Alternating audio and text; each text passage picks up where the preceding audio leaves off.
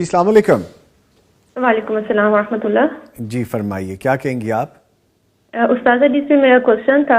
जी उस्तादा, जब हम रोजे से होते हैं अल्हम्दुलिल्लाह तो अल्लाह ताला ने नमाजों का भी एक स्केड्यूल बनाया हुआ है जिसके वक्त हमारा टाइम, जिसके मुताबिक टाइम प्रोडक्टिव गुजर रहा होता है अल्हम्दुलिल्लाह। फिर तिलावत करना, जिक्र करना और रोज़ा भी बांध कर रख रहा होता है हमें।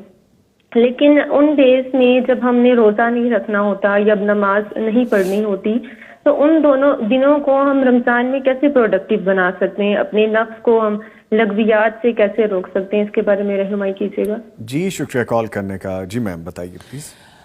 बड़ा अच्छा सवाल किया आपने महरीन। इसमें बहुत सारे लोगों को इंशाल्लाह नफ़ा होगा। बात ये कि आप जिस वक्त नमाज से आपको रुख्सत मिल गई तो ज़िक्र से रुख्सत थोड़ी मिली है। आप अल्लाह सुब्हानहू तआला का ज़िक्र कर सकते हैं, आप दुआएं कर सकते हैं, आप तिलावत कुरान सुन सकती हैं, आप इसी तरह से बाकी नेकी के काम जारी रख सकते हैं अल्हम्दुलिल्लाह।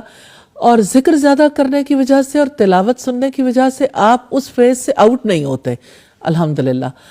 और जहाँ तक इस बात का ताल्लुक है कि किस तरह से इन दिनों में अपने आप को ज़्यादा प्रोडक्टिव बना सकते हैं, तो जिस तरह आम दिनों में प्रोडक्टिव बनते हैं, इसमें जो चीज़ मिस होती है वो बीच में नमाज है। तो नमाज के अलावा जो चीज़ें हैं उनको अगर आप जारी रखेंगे तो इंशाअल्लाह ताला मुश्किल नहीं होगी। अगर आपको हमारी वीडियो अच्छी लगी है तो वीडियो को लाइक करें और मज़ीद इस तरह की वीडियोस देखने के लिए हमारा चैनल सब्सक्राइब कर लें। मिलते हैं नेक्स्ट वीडियो में। इजाज़त दीजिए। अल्लाह हाफिज़।